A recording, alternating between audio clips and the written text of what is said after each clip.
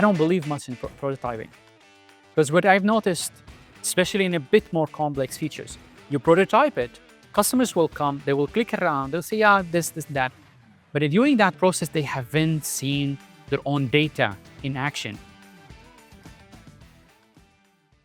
Hello, I'm Urmo. I'm one of the authors, Tallinn Pro Group.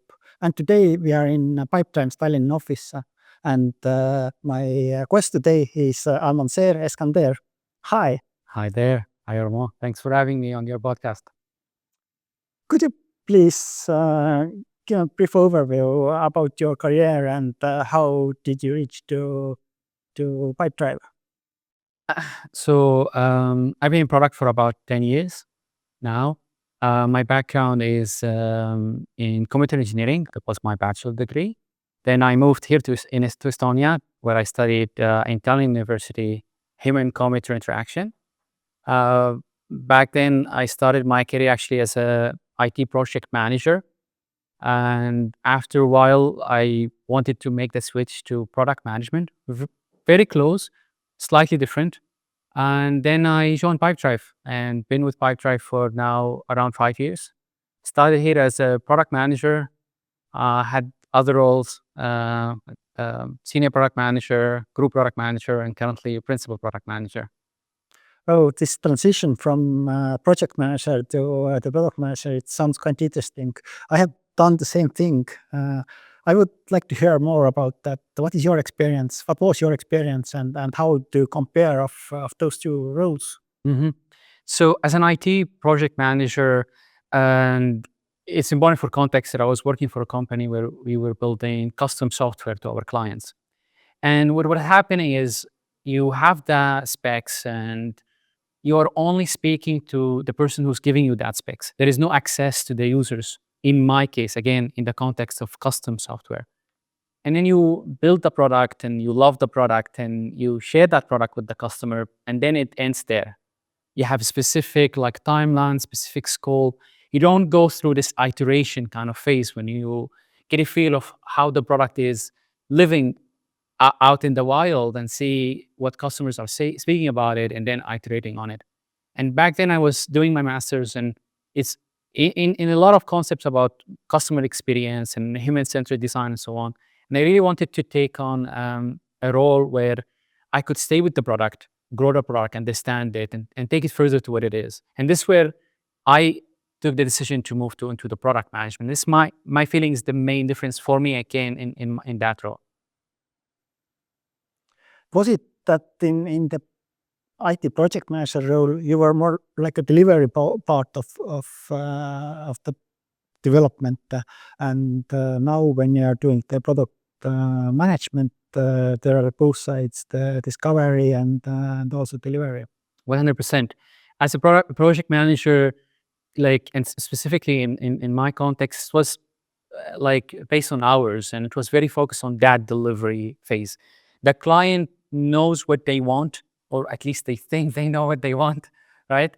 And you have to listen very carefully and understand without, again, access to who will be using your system eventually. In Pipedrive specifically, we have roles at what we call full stack product managers. We hear a lot in this industry like product owners, and then product owners, product managers. In Pipedrive, we have this end-to-end product manager from discovery to delivery to go to market, iterate, rinse and repeat. And it's really joyful and it's really exciting to be in such a role because the mission is never over. Whatever you release to your customers, it's just another prototype. Regardless of the fidelity, it's a prototype because you are releasing it, it's GA, and the customer is testing it. And now they're understanding what they can do with it. They're giving you that feedback, you're listening into it, repeating that process and giving them a much better experience and so on and so forth. And that's what makes this kind of job, again, specifically in Pipedrive, being a full stack or end-to-end product manager makes it fantastically beautiful. Yeah. So basically product is never ready. 100%. 100%. During those years in Pipedrive, the way how to look to the product management, has it been changed or? Okay, you have changed the rules as well, but in general, the way how to understand the core of the product management? Very good question. Very good question. I think so. I've been with Pipedrive for 5 years. When I joined Pipedrive, it was a startup, and since then we became a unicorn. We are scaling now beyond that, and I do think as the company mature, the ask from the product manager might become slightly different. So when you are a product manager in a startup company, when you are trying to find that product market fit, you're focusing so much on the value. You're focusing on reducing the value because you haven't yet established your place, right? When you reach that growth stage and the scale stage, you definitely are continuing to provide value for your customer, but there is no time to do everything. You are trying to scale, so you need to be very careful the areas that you are investing in. There is more studying on, are we tackling the most important problems? Will this bring value to the customer and to the business as well? So in that stage, I felt for me, especially after our acquisition and going through unicorn, and that just meant that we have higher targets now. You need to be more of a market product manager, where you are trying to understand the competitive scene more. You're trying to understand the commercial impact of your product development, which add this dimension that might not be there before when you are at the burning stage, when maybe profitability might not be the main kind of lever, right? But you are showing growth, right? So as the company changed direction, as the strategic goals for the company change, you as product manager need to navigate that and change a bit your rhythm and what you're focusing on. During those years, how have been the structure of product teams changed in Pipedrive, and what are the reasons of those changes? We definitely seen multiple different org charts. Like I've seen that multiple times. I would say that it depends on what is our strategy for the year to follow and what is the most optimized way for us to go after the strategy. So for example, this is how I became a principal myself. So at that time, for being a principal product manager, I was a group product manager. But then, and that was 23. So it was clear for us that while we are delivering value for customers on a vertical axis, for example, doing better into our reporting features or automation features, we've been seeing certain gaps in our customer journey.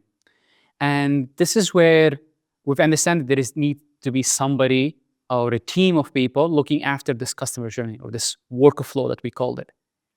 And this is where we identified two key workflows as a company we want to focus on. One of which was scaling the sales machine, what we call it, or optimize the sales process. And this is where we seen another org chart, for example, change, where I moved from being a group product manager to being a principal product manager responsible for that. So I would say the org chart changes when there is a need for that. And we've learned it really the hard way. It's not easy to do an org change. It's very expensive to do that. And in Pipedrive, and I see that clearly with the leadership, they're very careful not to do that kind of changes, because that disrupts the team in their day-to-day work. And it has been stable for the past 2 years, I would say. What I've experienced myself is that if you're doing some reorg and changing structure, then initially efficiency is going down, and before you will get the real impact what you're expecting from the change. So it's like, and then going hopefully up. But did I understand correctly that basically the issue what you were solving of introducing the principal product manager was that there were silos between the product group product managers and the product teams, and you tried to solve this issue to make the teams more to do the cooperation and having end-to-end responsibility for someone in product team? We've always identified this kind of gaps and silos, and we've had different kind of takes on how to solve for them, right? And the workflow mindset was our latest way of doing that, and we understand that we needed full-time people.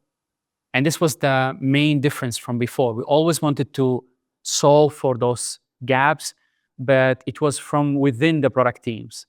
And that didn't work as efficient as we wanted. And that's where we spun off this product V team. So I'm a principal product manager. I'm working with the principal product designer, and then we have an engineer. And as a trio, our full responsibility is to think about this connected user flow. So what they wanted us to do, like take away all the other responsibilities and just focused on that, in the hope, and which we validated that hope, is to identify this strategical areas that we need to spend more energy and we haven't been. Okay. Can you brief open about how to measure the success and the KPIs or North Star metrics, or how you are using, or what techniques are you using to define the success and to understand that are you moving to the right path? So in Pipedrive, we have our placement. We have what we call our VCPs. So how do we add value to our customers? And there are like quite a few of them. But the main goal is to help small businesses grow. This is what Pipedrive is after. And how do we know we are helping our customers grow? Is, are they winning deals with Pipedrive? So Pipedrive is a CRM. Customers are using Pipedrive to manage their deals, manage their sales. And we understand that if we can help our customers win more deals, then this product is valuable to them. And at the end of each year, we bring together what's our strategy, what's our focus for the year to follow. We set up this OKRs, so we use the OKRs framework, and we have one, for example, for R&D that connect with the placement, connect with our goals and strategic like vision. And then each team around the area where they're focusing on for the year to follow, they have the connecting OKRs related to that, where they are measuring their success. And those OKRs are fixed for the full year, or you are doing adjustments during the year, or how is the process there? I would say it depends on where they sit. I would say if they are like up, they should have been studied well and they have higher clarity. And I rarely saw them changing. We might learn, we might pivot definitely, but the higher up in the hierarchy of the OKRs, the less changes you can see. But as you go down, that's where you see a bit of a changes, right? As you learn more. So let's say I'm in a product tribe. I have a product that I'm working on, but I just did discovery, and based on that, I decided what are the main objectives that I'm after. But as you do further deployment and development, you understand like new things from your customers. It's where you might need to change that. But at the end of the day, OKRs are not the goal to meet or fail the objective. That's not why they are there for. They are there to help us navigate, right? But when you don't meet an objective, the question is why? What happened? And that learning is what we are after. Did we set the right objective from the beginning, from the onset? Was the objective correct, but the way we delivered against it wasn't the best? And that helps you navigate, pivot, and change your way. And that's much more important than have I met my OKRs or have I not, right? It's a way to plan, but plans are there to help, but not like just we are blindly moving with the plan, either we met or not, or succeeded or not. Planning is everything, and plans is nothing. Correct. But how to understand that you are moving in the right direction if maybe the OKRs are not set properly, or what is the ultimate truth against what you are validating your progress? Very well, very well. So I would love to take you through the whole process, or how we think about building products in Pipedrive, right? And I think I've been in product for 10 years and managed product managers, worked in hiring. And you know, the number one issue, or like I find out in the scene, is the most difficult thing in this job is identifying a strong customer problem and communicating that. It sounds to be obvious. We should be solving for problems that are clear. But I found out that this is difficult. Even me today, I say like I'm a principal, whatnot, and so forth. it's not that easy to build a solid problem statement that's clear for stakeholders to understand and for others to jump on. This is one thing I've learned. And this is why one of the cornerstone of building any good software is working with that customer problem. And in the beginning of last year, we introduced this framework, what we call customer-driven innovation, where it's a lot about co-working with your customers, not just building for them and listening to them, but actually working with them.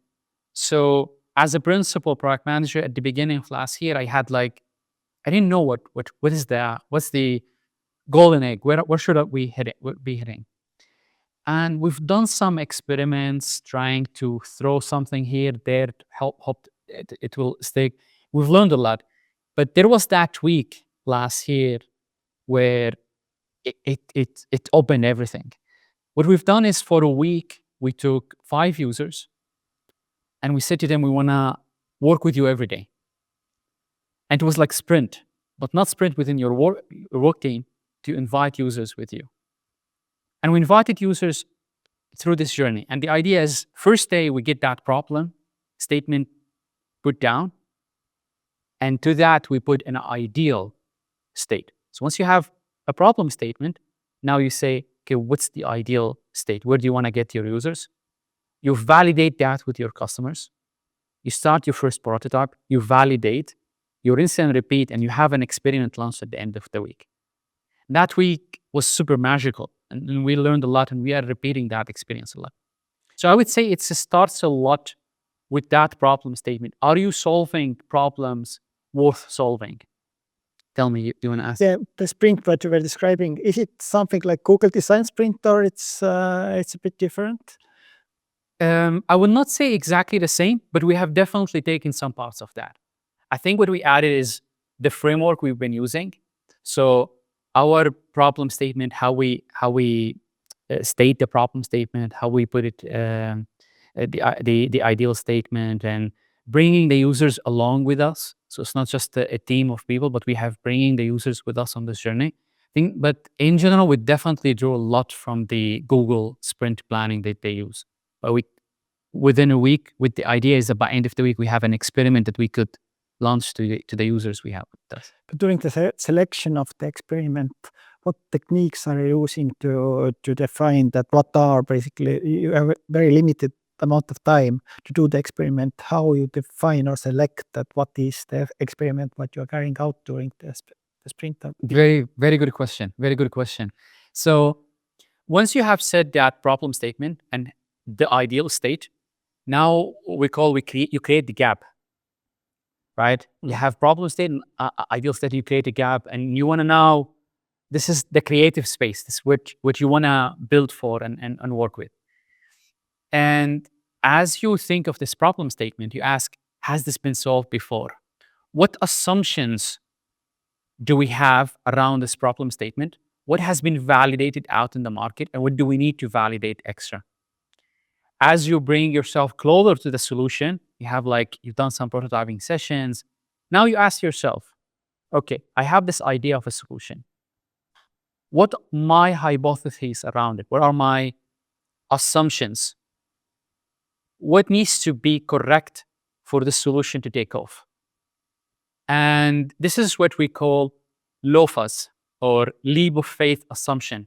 So things that need to be correct and hasn't been validated before, and if done correctly, the solution will solve for that problem. And you start narrowing down, what is it that you need to validate for? What is it that you need to learn? And this is the most important thing in selecting that experiment, because the experiment is not the goal in its own, right? You want the experiment to learn. So the question is, what is it you want to learn that you cannot learn from looking into the market or from things you've done before? And through that, you design that experiment that will help you to learn that and test it with your users. Okay, I got it. I have another question about the market research, because it's also related with designing those experiments.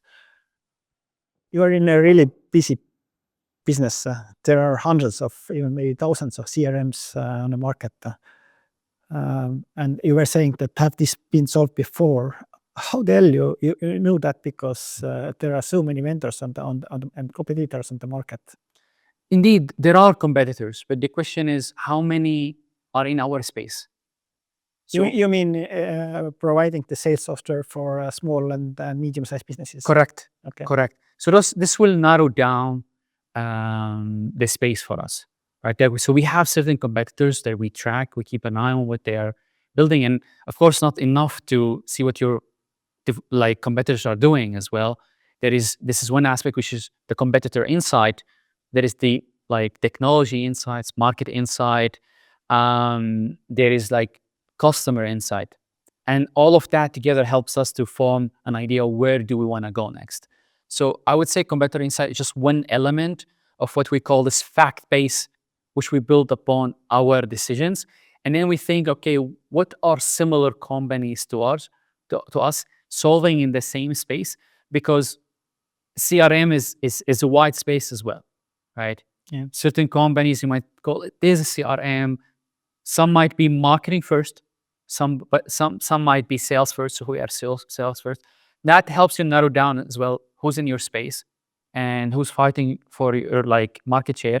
For example, we don't go after enterprise, which maybe Salesforce is after. So while we keep an eye on Salesforce, right? They might not match our ICP compared to other competitors like HubSpot, for example, or Zoho, for another example.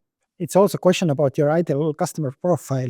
Have it been changed during the years? Because what I've seen is that when companies get more mature, they would like to go to the upper market. They will start of building for the small customers, smaller companies, and then trying to get those bigger ones as well. Is this also a topic for you, or?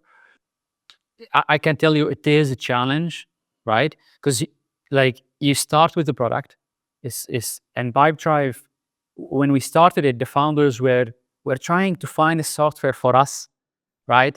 And what's on the market was very complex. It's not helping me as a small business that I'm starting, right?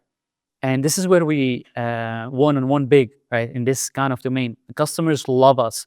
We hear from customers going to Salesforce and coming back. They say it's too complex, right? Now those customers, they start maybe what we call micro businesses and they grow. And what we want to see is them growing with us, right? So fueling that growth with us and us keeping them. And this is the tricky part, of course. As your customers grow, they might want more from you. And then the conversation will come around, do we want to change? What's the cost of that change? Because if every day you say, okay, we're moving now to large businesses, that's a different domain. And we haven't never made that kind of, okay, now we are jumping from small businesses to large by any means, because that's a huge shift. And then you need to ask yourself, can you compete in that? Do you have the resources? I would say while we definitely focus sometimes to ask ourselves, okay, we have now in this small and medium, because small and medium is a fairly large. We've studied this market and we know there is a huge, huge opportunity. So we're confident in this market, there is a huge opportunity for us. And that didn't entertain any ideas to going even beyond that. But even within this market, there are companies that are bigger than others. And they pose this question always, like, we have those customers with big ARR, how could we satisfy them? And definitely this is an area where we keep an eye as product managers.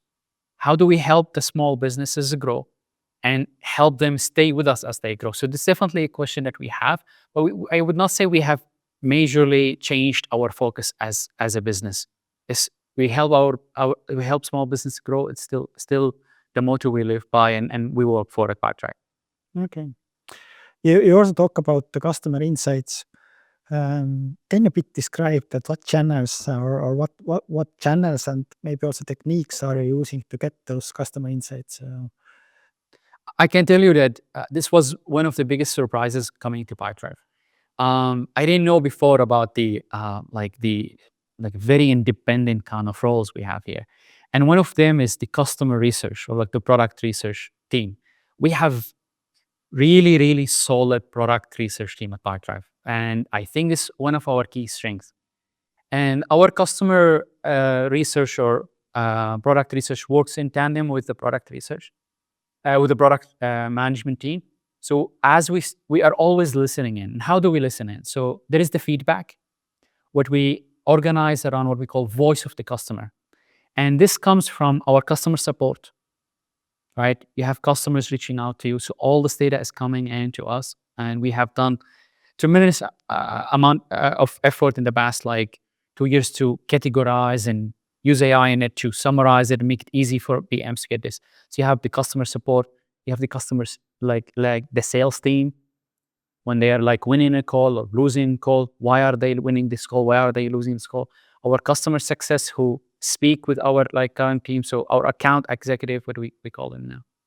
So all of this are insights. And then we are always doing competitor checks.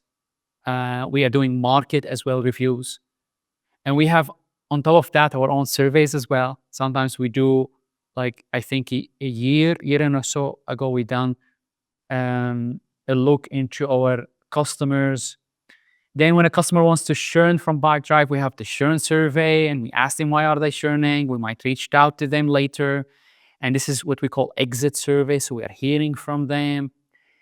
So all of those kind of areas. We have the NBS as well, where we ask our customers, okay, your recommendation, satisfaction with Pipedrive.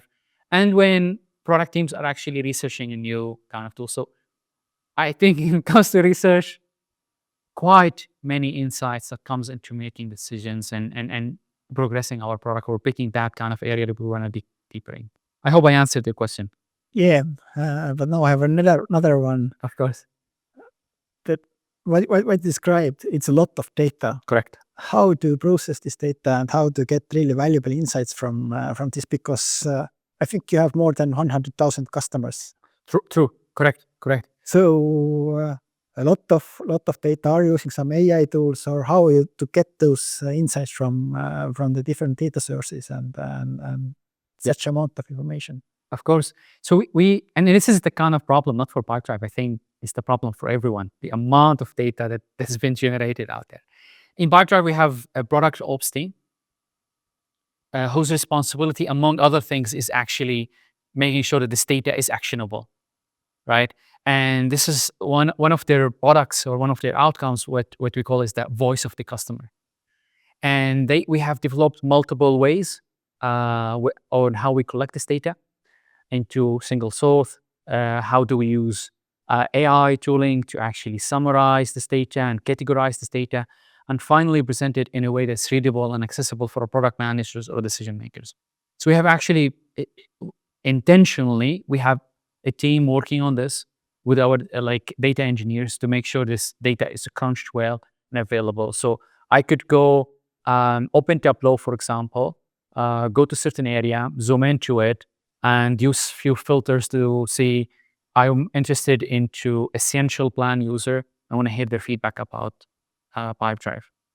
And this has been increasing more and more. So as product people as well, we are trying to use GPT as well and other like tooling. So for example, in Pipedrive, we have access as part of our Okta, as part of our tooling, to enterprise version. So I might want to use that to summarize some of the transcript research interviews that I've been having, make it easier for me to go over that. So all of that is what we've been trying to do to make it super easy for us to go over this data and present it and take action on it. But providing those data and insights, is it more like pull or push for the PMs and for you, or for example, are you requesting some information, or they somehow will come up with the insight by themselves? I would say it's two-way. So there are certain kind of research when it's very large. You as product manager, you're not gonna go and go after the whole journey and try to analyze the whole journey, or trying to understand for our customers what are the biggest gaps or biggest problem. If in that level, that's something that we have the research team, they might be launching, and we will take that from them. But then when it comes to my area, I might be doing my own research, and I'm feeding that into the rest of the work that's being done. So all our like eventually interviews, transcript, after being anonymized, of course, being into one system, where others can actually benefit from it, not just me, and we could bring it up and use it. So it's a two mechanism, but depending on the level. Higher the level, it's more I'm pulling. Lower the level, I'm more like pushing there and adding to that knowledge base that we have.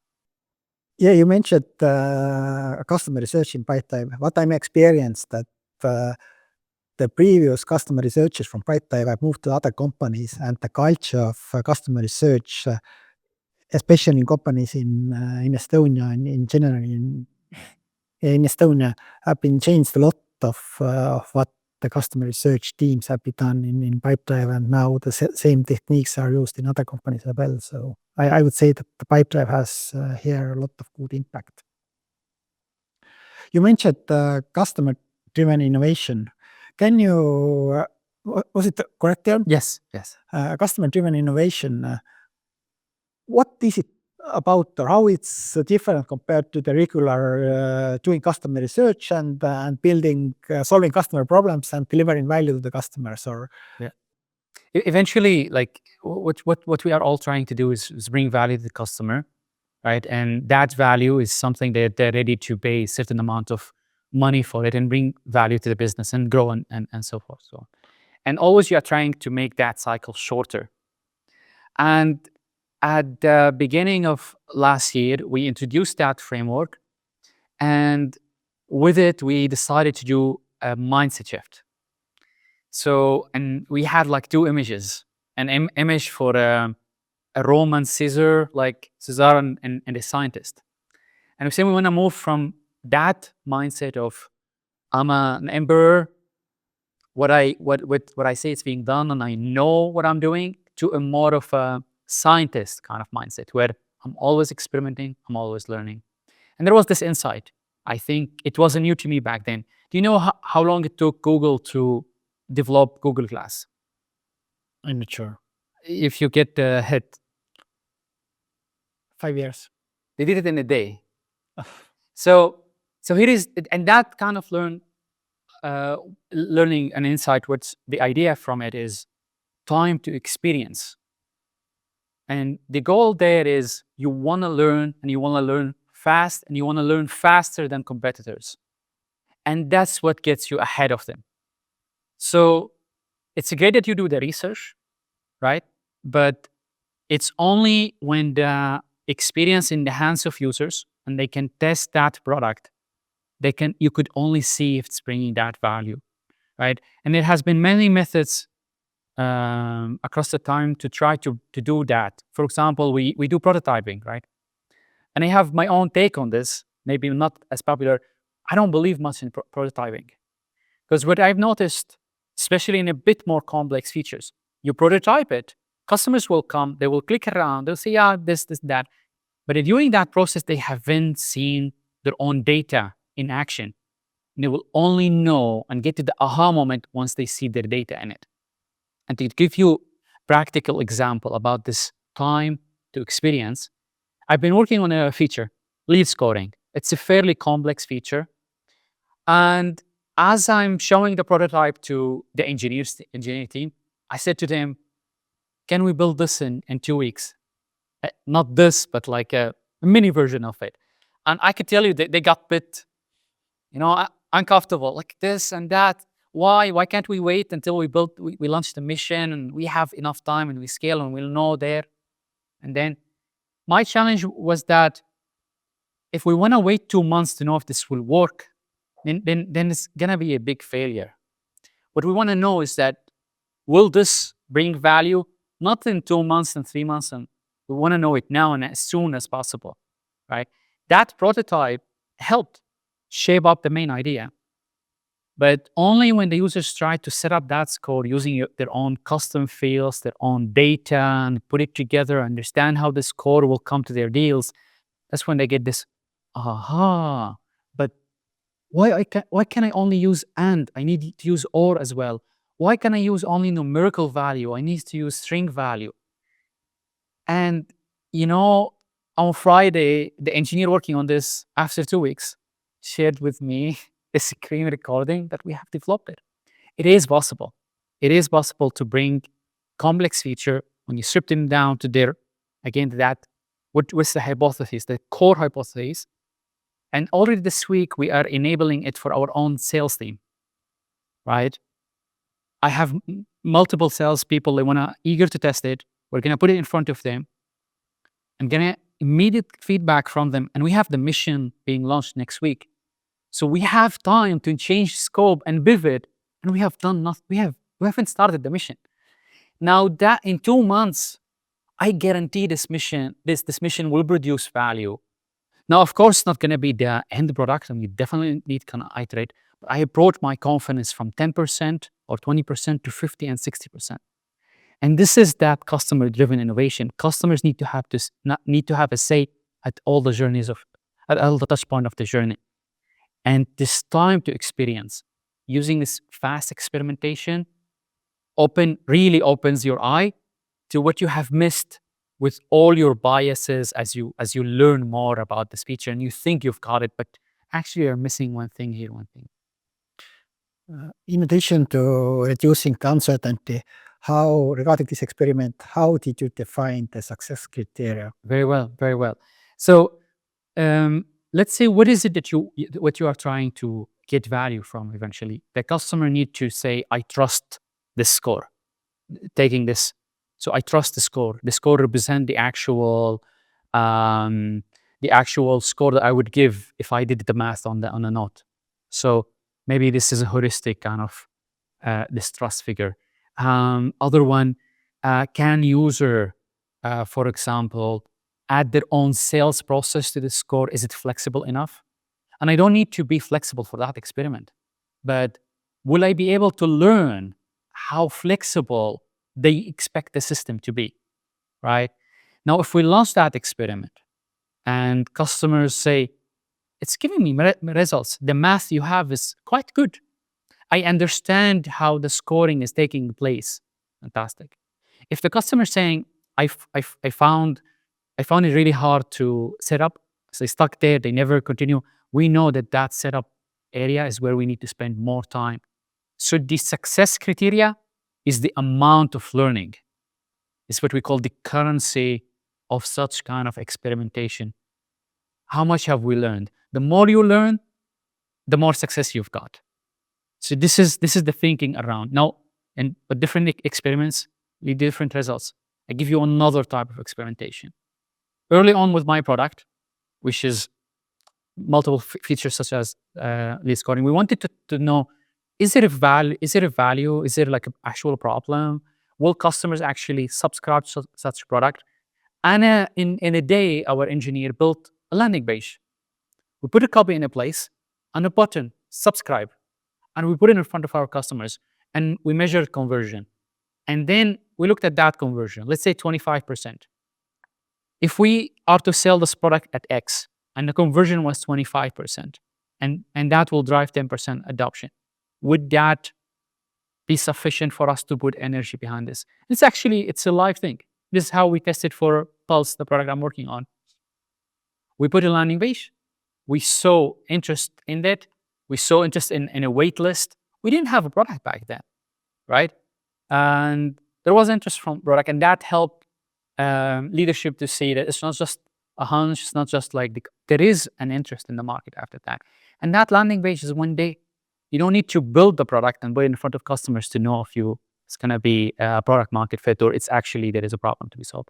So this fast experimentation saves you resources, helps you learn, gives you that confidence that your product will actually solve a customer problem, and assists you to think, what is the most critical element I need to have in there? Especially that's a new product, right? You don't want to build everything to be ready. So what's the combination? What's the MVP? This is how this experimentation, you can see I'm speaking about that a lot because I'm truly passionate about that, and it helps a lot with the problem that we have as product people, uncertainty. I think it's totally different situation when you are launching or building a new sub-product for existing company compared if you are starting from the scratch because you are the customer base. You have so much more options available to get the data and to do the experiments before the existing users. So Correct. somehow risks are lower, but on the other hand, also risks are higher because if you're messing up it you may lose your existing customers. True. Regarding customer research, you also mentioned that you are using ChatGPT for in your research work. Can we elaborate a bit about that? How the AI thing is changing, how we are doing the product management, and what are the changes that you're already seeing right now, and what is the future? I think this is a this has been a topic, right? Like in a big hype topic since LLMs were presented specifically with GPT-3 and 4 specifically 4, right? So it is a technology, right, that is disrupting the way we do things. And I think I'm listening to this book. It's called The Coming Wave. I highly recommend this book, and it speaks how we have different waves that change the way we do things as a humanity and how we produce. So industrial made it easier to mass like manufacture, etc. Now you have this with LLMs and AI now. You could do beyond just manual labor. You could do creative tasks as well, right? From creation, like image or text, summarization, and so on. But specifically, I would say what is a major change as well is AI agents, what we have seen 24 and moving as a trend into 25. So on top of this LLMs, now you have these agents that could help you actually autonomously do these tasks. So as an example, I believe in GPT certain version, if you say, I'm in Estonia, I would like to know what to wear today. And GPT will tell you, I actually don't know. I need to know what's the weather like. Because what's the data that set they've been trained on is very like set. As an agent in advanced version, believe it's 4 and on, you ask the same question and it will tell you, the weather in Estonia is so and so, and you need to wear so and so. And this is where agents now can go beyond their training set and start doing those kind of tasks and connect to it. And this is where we see a great opportunity for us in the market, not just for Pipedrive, for everyone. And it has been going up. So in Pipedrive, we have been doing this AI-powered kind of product. This has already been live and in the market, sounds like email summarization, deal summarization, email reply suggestion, and so on. So that's already live since last year. But where we are heading into this more agentic experience, where we are thinking how to go from you as a customer setting up a score, let's say lead scoring, working with that example. If you want to set up a lead score on ICP score, you say, this field industry equal agriculture. This field employee count X. Now with prompt, you could say, I'm a medium-sized company in Estonia looking to sell to agriculture companies in the US. And that will translate into certain ICP kind of score. And now we see other kind of tools out there that might go and match that with potential leads and bring that back to you. And this disruption is happening already in the market. And as Pipedrive, not only we don't want to protect our market share, we want to increase and grow. And that has been a big shift for us in the company, where we are bringing this AI first mindset, and we have earmarked quite a bit for our budget to making AI not just like how do we bring it in, but how do we start thinking about that? Even this lead scoring, like, do I need to set up this? Can we use some conversational UI? Now, speaking about me as a BM, I need to speak this language. I need to understand how this technology works. That's gonna bring that change to the market. That's already bringing that change to the market. And that means reskilling myself and upskilling myself, right? I need to understand how LLMs work. I need to understand a bit of Python. I need to understand how to do prompt engineering. So I could develop software for this. And this is just one part of it, is understanding how bringing the solutions to your product, to your customers it is the other cycle of it, which is developing this product. So now, as there are tools out there to help you generate kind of prototypes with prompt, you have the code ready. So maybe in a day you would have, or hours as a product manager, if you wanna, let's say you are my stakeholder and I have an idea for a business. It might take me a few days to find a product designer, might not have time to develop a prototype to show it to you, but I could do it within an hour, generate that prototype and bring it to you through prompt engineering, and then maybe have a copy with GPT, and then you have a product or a landing page.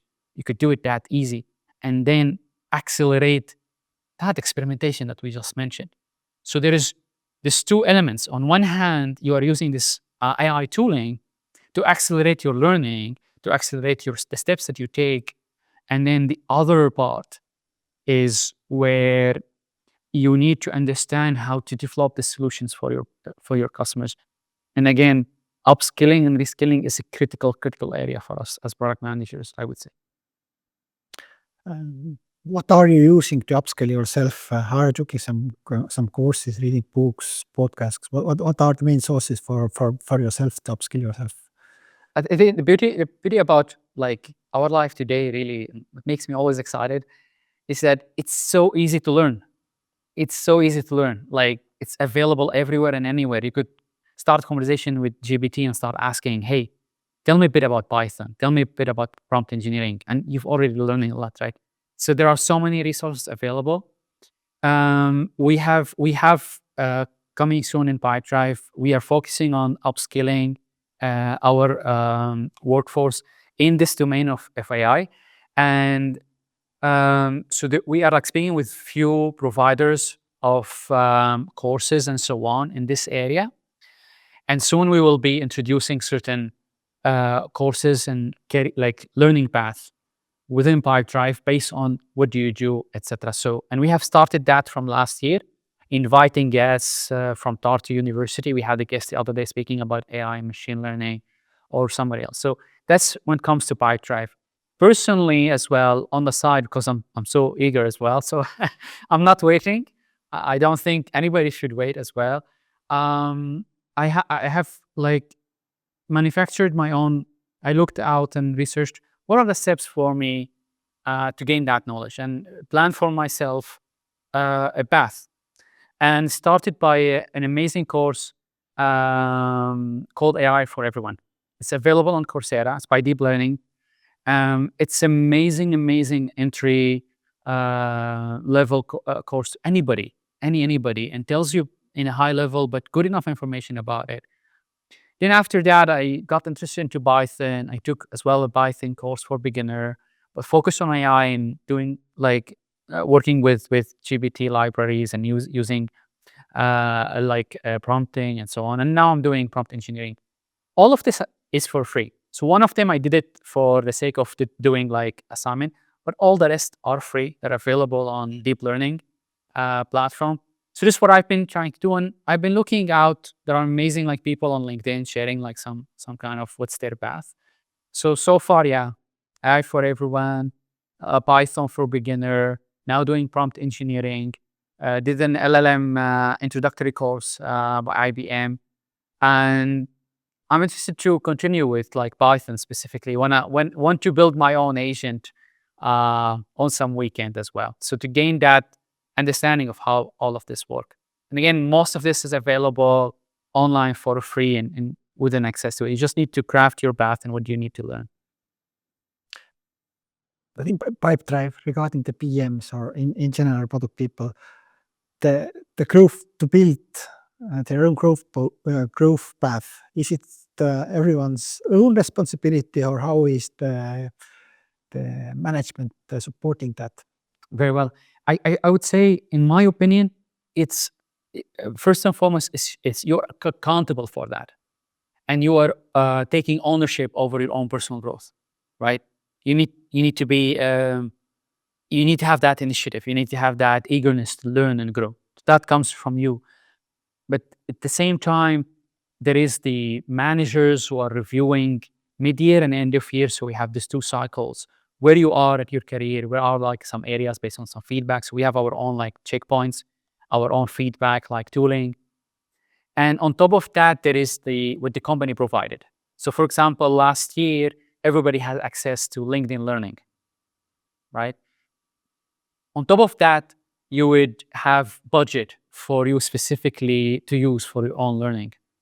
So it's available to you. I think this year we're doing it a bit different. We are crafting a specific course path related to AI, because eventually to achieve this vision of becoming AI first CRM, people are the most important, right? Because they are gonna help us achieve that. So this year we are seeing more initiative of pushing and a specific like course path into, based on your level and your like what was your like role in the company. There will be specific kind of areas that we need to upscale ourselves in. I bring it back again once more. It's our own accountability, right? Anybody will provide you. And as mentioned, there are so many free courses out there. You need to go and say, I need to do that. I need to learn. And it's money in the bank, right?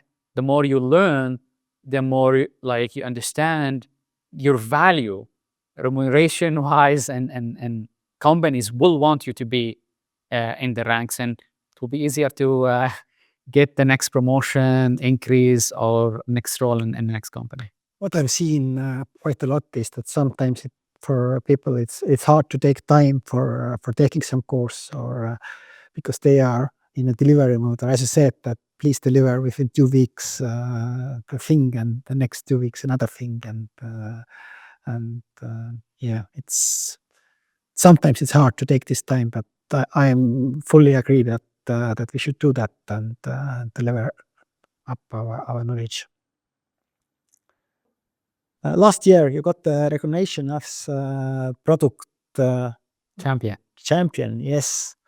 What is this about? So I think like in anywhere you are as a company, you would like to be valued, right? And at the same time have fun with that. I think our event team, events and parties team, like we're super creative and how they went about this. And as there are like Emmys, we went with this idea of Pipies, and there was like this Pipies award. And the idea is that there are like two types of categories. One type is more popular vote and more like fun kind of awards, such as best lunchtime storyteller or best background on Hangouts. And there were more like a bit more serious, and this is more like decided by senior leadership, and some of which is the product champion award or similar kind of category. And I was lucky to get one from each. So, and how it works is that anybody could nominate anyone for both types of awards. So one of my colleagues nominated me for like product champion, and of course they need to add why I believe this person should be a product champion, and then that's up for senior leadership to vote for the people that've been nominated. And I was very very honored to win this and get this recognition as a product champion. And I think it's a reflection of on the work you do. And we have definitely have many champions at Pipedrive, and I'm very lucky to be one of them. What do you think? What was the key thing why you got awarded and nominated? So I think like I just gonna like share some of what at least been said.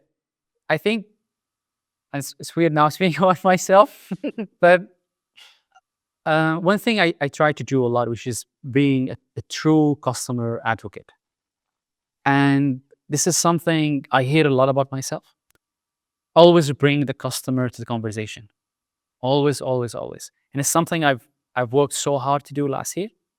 Another thing that I think distinguish maybe product managers is taking an idea from being an idea, fighting for it, and then bring it to market. And it hasn't been easy last year. It has been bumpy, especially when you are bringing a new product and you are like now working with your stakeholders to believe in what you believe. And this was my journey with Pulse. So we brought Pulse, and you want to sell on your leadership on it, right? Among everything they have on the table, why should they take Pulse? And it was just an idea. Started in that 1 week with the customers. Then we had that prototype. We had to sell it to our stakeholders. It took some time. We brought that customers always to the point of view. It helped a lot. We built that MVP with 5 engineers. We got very good retention numbers, very, very good retention numbers, and very good adoption numbers. And that product that started with an idea, 5 engineers, now we have 2 tribes and 3 product managers, 3 product designers. With me, that would be 4 working on it, which is, in my opinion, a great success that I'm very proud about. And it's not my work, of course. I was one of the people, but of many people working with me. So I would say this is partly maybe the reason that got me this champion award. You mentioned also the prioritization, that usually there are a lot of ideas, and just to prove that your idea is or your problem to solve is the most impactful. What are the techniques or frameworks what you are using there in Pipedrive to do the prioritization and to select those experiments or even initiatives to implement? Very good question. And it's one of the and different as well from picking a feature. You could be using must have, could have, etc., should have. This is one way that I use, right? Like we go over feature selection. We go like, okay, what's must have? And I think this is a non-prioritization. We've tried price as well and other like frameworks.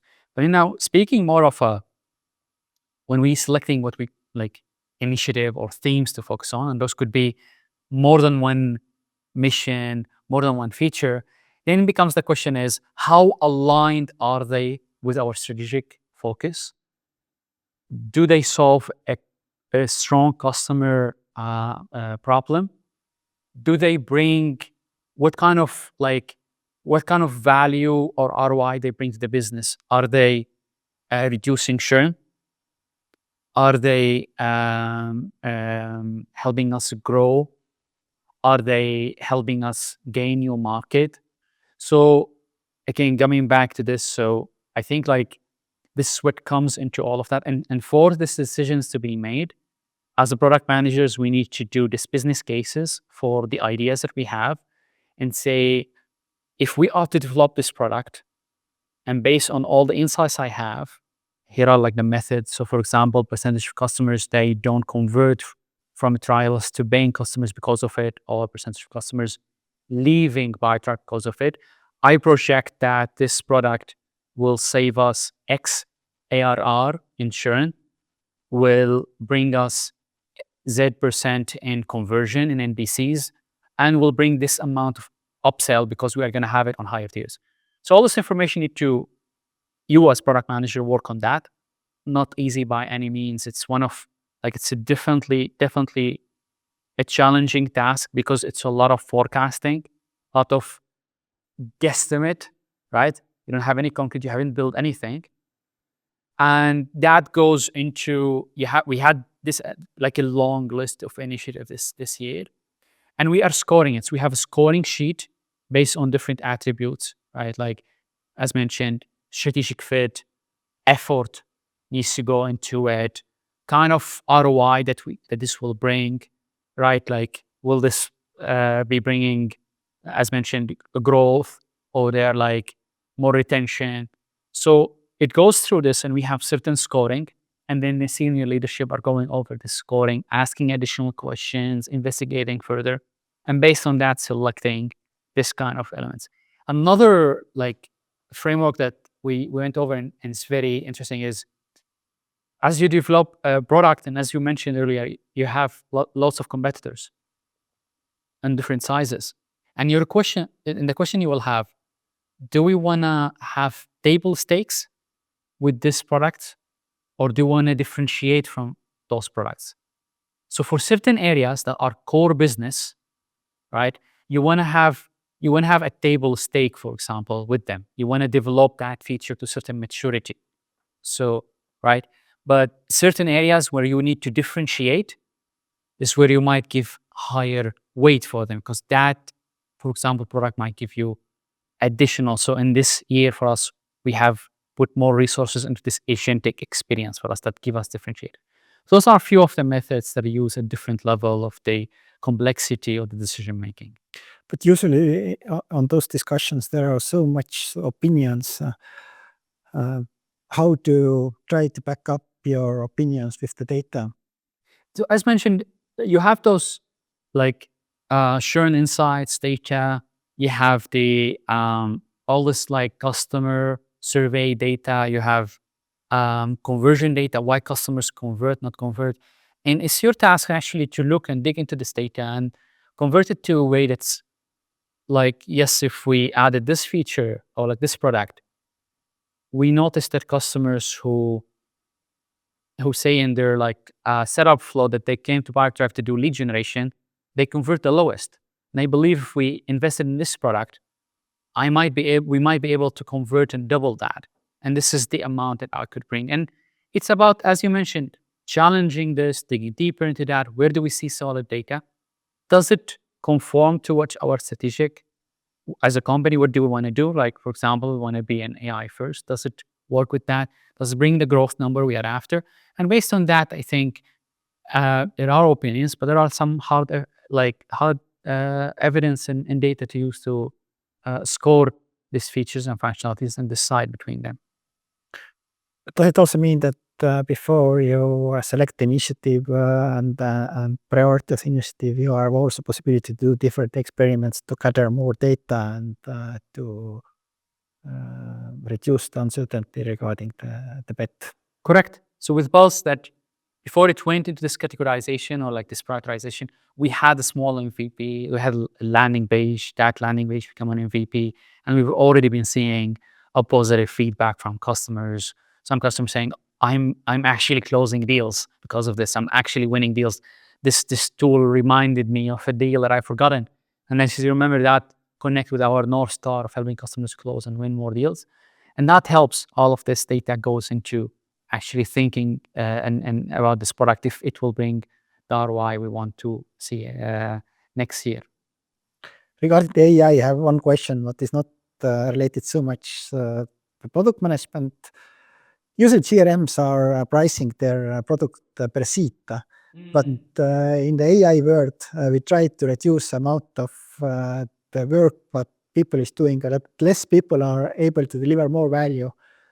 And I would say that it's against of pricing per seat. What do you think, or is this pricing model will change in the future, or basically how to will charge the value what you are delivering for your customers on those AI features? 100%.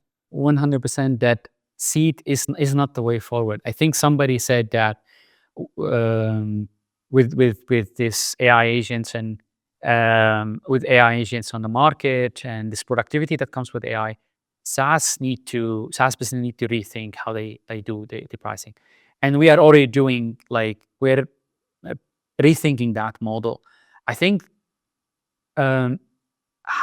we see with Microsoft, they have the Copilot. With Pipedrive as well, we want to see our AI agents as additional team member who's night and day working for you, generating leads, qualifying them, and etc. etc. So that means you could do more with less. And if we're charging for seats, you see seat reduction, right? So you are like hurting yourself. And that's where value-based pricing will come to place, right?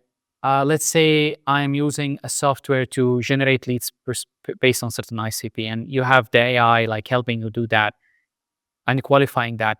Then that's based on the credits, based on the usage. So the more you get value from this AI, the more productivity it's bringing to you, the more ROI you are getting from it. So it's more about it's go back to the value model. Is it bringing you that value? And for that, charge for that value and that for that volume. So this is, I believe, where we are heading. And ourselves at Pipedrive thinking differently to about that and reevaluating the way we do our own pricing and packaging. we talked previously also about the value. Basically, the value what Pipedrive is delivering for the customer is the amount of closed deals. So does it mean that basically pricing is in future per closed deal, or how do you see it? I think like the closing or winning deals that's default in North Star. But for you to win that deal, there need to be deal to come. So where did this deal come from? There need to be some conversation happening. There's need some qualification. You need to nurture that customer. So once you break that down, that journey to smaller ones and smaller ones, and understand where AI could provide value. Because one thing we've learned in Pipedrive is actually a huge percentage of our customers' time go into manual tasks that they should not be spending. So let's speak about qualifying a lead. Like that you have your own business, right? Somebody write to you, they're interested in it. The first thing you do is you want to go and research them, right? You want to research them. If they give you their phone, but they didn't give you their like email, you want to get that email. That's a lot of work. That all this work, you haven't spoken with the customer. By the time you speak to that customer, somebody else have sold them their business, right? Their service. Now we want to make that faster. We want to make that simpler. Now, the moment you get that customer to you, let's say our agent already looked into it, scored it based on the data they provided, enriched it with the email phone. They send him the first email with a link to book a time with you based on your calendar. Now, all of this, you've got a new lead. Maybe we charge for that lead as credit. Maybe we charge for that extra phone number as credit. Maybe we charge for that email. So it's more on the micro kind of pieces. I would not say that we don't have anything final, just ideas, but all like, I'm saving you time, I'm saving you energy, I'm increasing the amount of customers you are speaking with, reducing the time you're spending on this manual task. And that's something the customers are ready to pay for. Yeah, makes sense. I have a final question for you. For the young product people who are just starting their product management career or would like to start, what is your recommendation? How to become a great product manager? And Where to start? do you mean like start as in like a certain As a junior PM, mhm. maybe even, for example, IT project manager or business analyst or whatever other role, and would like to move to the product management area. So as a first PM role. I think like back in the time, not long time ago, like there like until today, there are not many schools that say this is a school of product management. Right now, maybe it's happening. I come from a HCI or human computer interaction background. Somebody else of my colleagues, some other different background, right? So it's a career that it's unique, it's beautiful, and now only now that's been developing its own craft. But I do believe it's a craft, and I do believe there are frameworks for like people to learn. And I would start from there, like start to learn a bit about the frameworks of product management, prioritization techniques, like what's the double diamond approach, this lean startup, like this book, brilliant, amazing. We still use it until today, even within Pipedrive. This like there are lots of frameworks that you could actually look into and start like building your base onto what's the journey. And there are other techniques into how to speak with the customer, how to get curious with the customer. I think this is one of the most important skills or like things that you need to nurture is this curiosity as product manager, is to learn more and investigate more. And there are lots of material out there on how to gain these insights from customers. And I think additional to that is you need to learn how is that being built. You don't need to learn everything. You need to become a programmer, but a slight understanding how software is being built is important because now you'll be able to speak to your colleagues as product engineers as they develop that. So there's the spaces, so frameworks of product management and how to conduct this customer research, customer interviews, the cycle of the discovery delivery, what does that look like? And a bit of understanding on design processes as well, because you as product manager are always working with designers. So, and thinking about some slight intro understanding of building software. how does that look like? So those kind of things, I think, like very important to start or kick off your career from. How much is it about knowledge and how much about mindset? Honestly, more mindset. Honestly, like, I, and this can actually be for everything. In my previous job, my manager used to tell me when hiring, don't worry if they don't have the skill. Worry if they have the mindset, because you could always teach them the skill, but you cannot teach the mindset.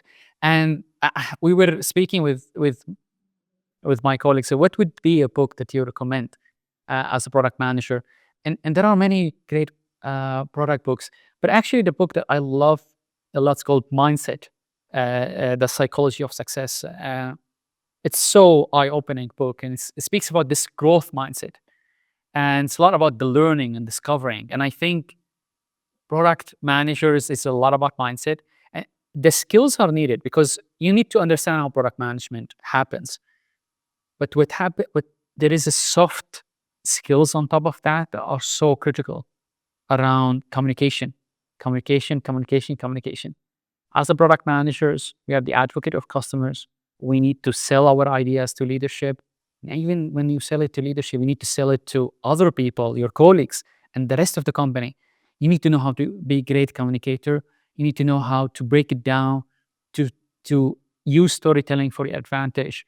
So communication is a great, great important asset. And then collaboration. Like, you need to make that happen. You never do it alone. You're working with others to make that happen. I can't tell you how many conflicts arise in your day to day. Lots of micro stressors, misunderstanding. Somebody said something. We are in Pipedrive are very multinational. We come from all places. I come from Syria. Olen pärit Suriast. You have people from all different kind of groups, and we love that this diversity. And we are speaking English, right? Which not my mother tongue. So this kind of problems will happen, right? So how do you navigate through that with this, like, collaboration, conflict resolution, and it comes to critical thinking of what you are doing, critiquing your work for anything else. So those kind of C's. Can I stop you right now? Because when we are continuing, then no one will start to be aware. BTM. No, it's super fun. It's super fun. It's super. I love product management. It's a super amazing field. You don't need to know everything to start product management. I am at the beginning of my career. 10 years. There's a lot to learn, and I love it because, it's like today I had this moment where we saw one product we've been working on as in prototype developed and functional, and we saw it being clicked, and it's so rewarding to build software that can help customers do better. Of course, we are doing it for the salary. Of course, we are doing it to grow the business.